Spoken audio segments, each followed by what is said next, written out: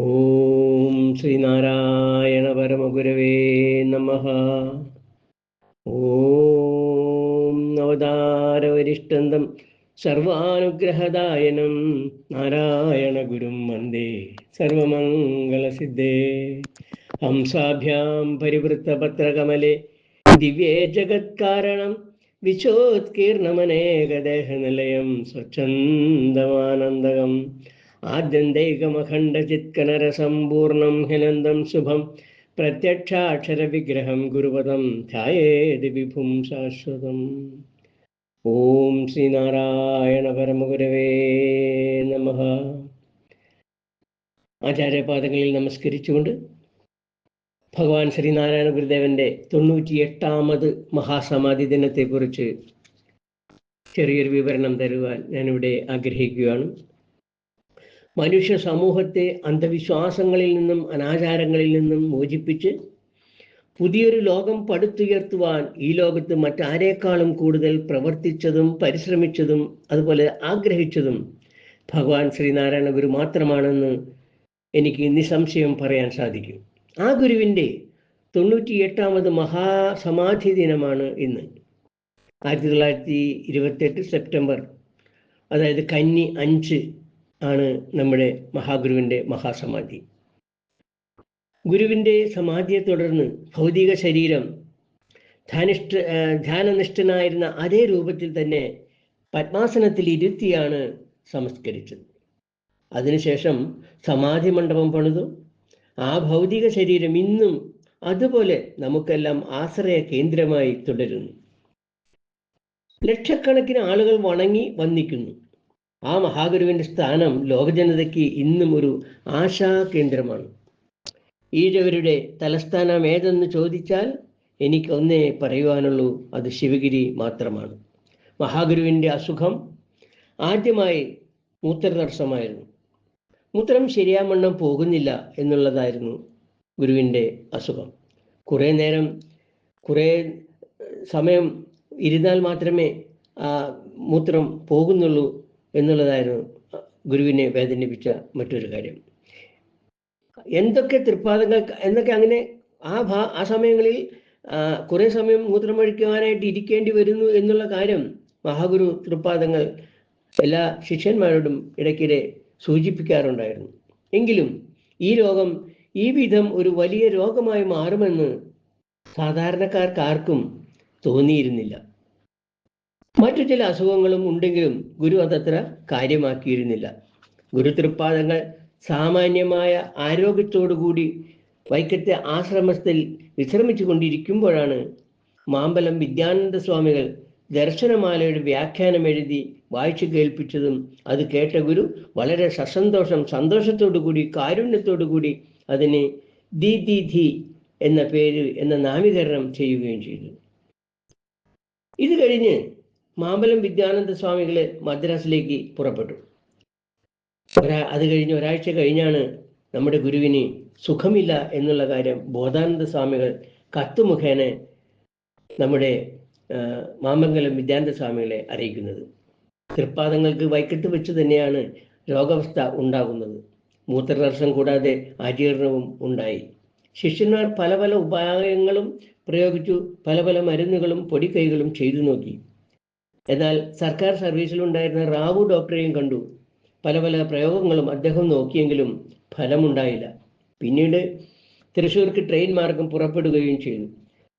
ശ്രീനാരായണപുരത്തുള്ള ആശ്രമത്തിൽ വിശ്രമിച്ചു കൊണ്ടിരിക്കുന്ന സമയത്ത്, അന്നത്തെ ശ്രീനാരായണപുരം എന്ന് പറയുന്നത് കൂർക്കാഞ്ചേരി എന്ന് പറയുന്ന സ്ഥലമാണ്. അങ്ങനെ ആ കൂർക്കാഞ്ചേരി എന്നറിയപ്പെടുന്ന സ്ഥലമാണ് ശ്രീനാരായണപുരം. ഭഗവാന്റെ തൃക്കരങ്ങളാൽ പ്രതിഷ്ഠ നടത്തിയിട്ടുള്ള ശ്രീ മഹേശ്വര ക്ഷേത്രവും ഇവിടെ തന്നെയാണ്. ഇവിടെ എത്തുമ്പോൾ എല്ലാവരുടെയും ശ്രദ്ധ ചികിത്സയിലേക്ക് തിരിഞ്ഞു. ഗുരുദേവനെ എങ്ങനെയെങ്കിലും ചികിത്സിച്ച് ഭേദമാക്കണമെന്നുള്ള ചിന്താഗതിയായിരുന്നു എല്ലാവർക്കും. അങ്ങനെ ഡോക്ടർ റാവു ഇംഗ്ലീഷ് മരുന്നും നിപുണന്മാരായ പല വൈദ്യന്മാരും ആയുർവേദ വൈദ്യന്മാരുടെയും ചികിത്സ തുടർന്നു കൊണ്ടിരുന്നു. നിർഭാഗ്യമെന്ന് പറയട്ടെ, ഭഗവാൻ ശ്രീനാരായണ സ്വാമികൾക്ക് രോഗശയ്യെ പ്രാപിച്ചിരിക്കുന്നു എന്നുള്ള വാർത്ത, അതിദാരുണമായ വാർത്ത കാട്ടുതീ പോലെ പരന്നു. രാജ്യമൊട്ടുക്കെ അങ്ങനെ എല്ലാ പത്രങ്ങളിലും മറ്റു വാർത്താവിനിമയങ്ങളിലും പരന്നു. നാനാദേശത്തു നിന്നും ഉള്ളവർ, നാനാജാതി മതസ്ഥർ ഭഗവാന്റെ ആരോഗ്യസ്ഥിതിയെപ്പറ്റി വ്യാകുലരായി തീർന്നു. അവരെല്ലാവരും പ്രാർത്ഥനയും ജപവുമായി കഴിയുകയായിരുന്നു. എന്നാൽ ഭഗവാന്റെ ആലസ്യം നാൾക്കുനാൾ വർദ്ധിക്കുകയായിരുന്നു. പാലക്കാട്ട് ചെല്ലുമ്പോൾ ഒരുവിധം ആശ്വാസം കണ്ടിരുന്നു. അവിടുത്തെ മരുന്ന് കഴിക്കുമ്പോൾ ചില ദിവസങ്ങളിൽ ആശ്വാസം കണ്ടിരുന്നു. എന്നാൽ വീണ്ടും പനിയും മൂത്രതടസ്സവും മൂത്രത്തിൽ പഴുപ്പും ഉണ്ടായി. ക്ഷീണം കലശലായി കൂടാതെ ഹെർണിയയുടെയും ബുദ്ധിമുട്ടുണ്ടായി. ഭഗവാന്റെ ഈ അവസ്ഥ കണ്ട് ഭക്തർക്കും മറ്റു ജനതകൾക്കും വേദനയുണ്ടായി. അങ്ങനെ ഗുരുവിൻ്റെ രോഗത്തിന് കുറവില്ല, എന്നാൽ ചിലപ്പോൾ ആശ്വാസമുണ്ട്. തുടർന്നുള്ള ദിവസങ്ങളിൽ ഗുരു മഹാസമാധിയെ മുന്നിൽ കണ്ടുകൊണ്ട് അത്യന്തം ആനന്ദത്തിലായിരുന്നു. ബ്രഹ്മമാത്ര പാരായണത്തിനായി പ്രകാശിക്കുന്ന ആ മഹാപുരുഷനെ ഒരു നോക്കു കാണുന്നതിനു വേണ്ടി രാജ്യത്തിൻ്റെ നാനാഭാഗങ്ങളിൽ നിന്നും ആയിരക്കണക്കിന് ആളുകൾ എത്തിയിരുന്നു. എന്നാൽ കർശന നിയന്ത്രണമുള്ളതിനാൽ അകലെ നിന്ന് തൃപ്പാദങ്ങളെ സാഷ്ടാംഗം നമസ്കരിച്ച് പോരുവാൻ മാത്രമേ ജനങ്ങൾക്ക് അനുവാദമുണ്ടായിരുന്നുള്ളൂ.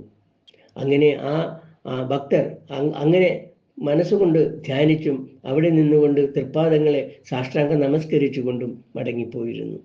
ഭക്തന്മാർ കൂട്ട പ്രാർത്ഥനയിലും മുഴുകിയിരുന്നു. എന്നാൽ ത്രികാലജ്ഞാനിയായ ഭഗവാൻ മൗനാഘാനബോധയിൽ അഭിരമിച്ച് മഹാസമാധിയിലേക്ക് മന്നം നീങ്ങുകയായിരുന്നു.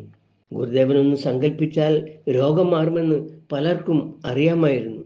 എന്നാൽ അതിനുവേണ്ടി പലരും പ്രാർത്ഥിക്കുകയും ചെയ്തിരുന്നു. പക്ഷേ അതുകൊണ്ടൊന്നും ഫലമുണ്ടായില്ല. കാരണം ഗുരുദേവൻ സർവസ്ഥനായ ആ പരമ്പൊരുളിൽ സർവ്വതും സമർപ്പിച്ച് തിരുശീലയ്ക്കുള്ളിലേക്ക് മടങ്ങുവാൻ തയ്യാറെടുക്കുകയായിരുന്നു. ഗുരുദേവൻ എല്ലാവരോടുമായി കൽപ്പിച്ചിരുന്നു, മരണത്തെപ്പറ്റി ആരോടും മുൻകൂട്ടി പറയരുത്. കാരണം അങ്ങനെ പറഞ്ഞാൽ ജനങ്ങൾ മുൻകൂട്ടി വന്നു ചേരുകയും പല വിഷമതകളും ബഹളങ്ങളും ഉണ്ടാകാനുള്ള സാധ്യതകൾ ഉണ്ട്. അതുകൊണ്ട് മരണത്തെപ്പറ്റി മുൻകൂട്ടി ആരോടും പറയാതിരിക്കുക എന്ന് ഗുരു അരുളി ചെയ്തു. തുടർന്ന് ഗുരു ആഹാരം കുറച്ചു, പോഷകാഹാരം കുറച്ചു, പാലും പഴവും ഉപേക്ഷിച്ചു. പിന്നെന്താണ്, ചൂടാക്കിയ വെള്ളവും ജീരകവും മാത്രമാക്കി ചുരുക്കി ജീവിച്ചു പോന്നു.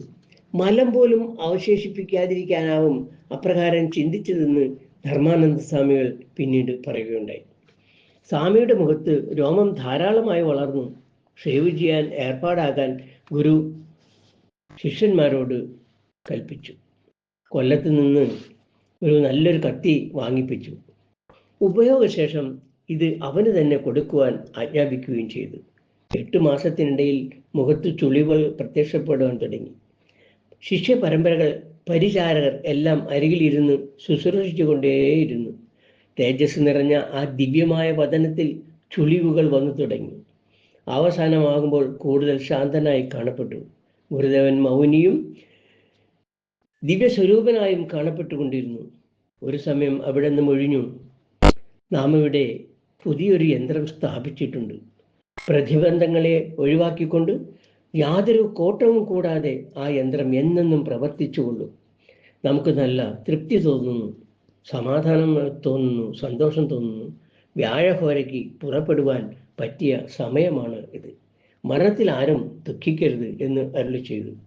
കന്നി അഞ്ചു നല്ല ദിവസമാണ്, എല്ലാവർക്കും ആഹാരം കൊടുക്കണം. അങ്ങനെ കന്നി 5 വന്നെത്തി. ആകാശത്ത് മേഘങ്ങൾ അങ്ങിങ്ങായി ഓടിക്കൊണ്ടിരുന്നു. അന്ന് ഒരു ചാറ്റൽ മഴയുള്ള ദിവസമായിരുന്നു. ഉച്ചയായപ്പോഴേക്കും മാനം തെളിഞ്ഞു. തൃപ്പാദങ്ങൾ കൽപ്പിച്ച പോലെ എല്ലാവർക്കും ഭക്ഷണം നൽകി. വിദ്യാനന്ദ സ്വാമികൾ തൃപ്പാദ സന്നിധിയിൽ യോഗാവശിഷ്ടം ജീവമുക്തി പ്രകരണം വായിച്ചുകൊണ്ടേയിരുന്നു. സമയം ഏതാണ്ട് 3 മണി കഴിഞ്ഞു. ഗുരു അരുളി, നമുക്ക് ആശ്വാസം തോന്നുന്നു, നല്ല ശാന്തി തോന്നുന്നു. കിടക്കയിൽ നിന്ന് എഴുന്നേൽക്കുവാൻ യോഗീശ്വരനായ അവിടുന്ന് ആംഗ്യം കാണിച്ചു. മെല്ലെ എഴുന്നേൽക്കുവാൻ ഒരുങ്ങി. അച്യുതാനന്ദ സ്വാമികൾ ആ ദിവ്യ കലയപുരത്തെ താങ്ങിപ്പിടിച്ചു. ശരീരം പത്മാസനത്തിൽ ബന്ധിച്ചിരിക്കുന്നു. 3:15 മണി സമയം. വൈദിക മഠത്തിനുള്ളിൽ മാലുന്യക്കം ശക്തിയാലെ ശോഭയും 3:15 മണി സമയം വൈദിക മഠത്തിനുള്ളിൽ മാലുന്യക്കം ശക്തിയാലെ ശോഭയും പൂണ്ടു. ഗുരുദേവൻ ശയ്യയിൽ നിന്ന് എഴുന്നേൽക്കുവാൻ തുടങ്ങുമ്പോൾ ഗുരുകരം ചേർത്ത് ശിഷ്യന്മാരിരുത്തിക്കൊണ്ട് പത്മാസനത്തിലിരുന്നു. പത്മദളാകാര മുഖം പാവനമായി ശോഭിച്ചു.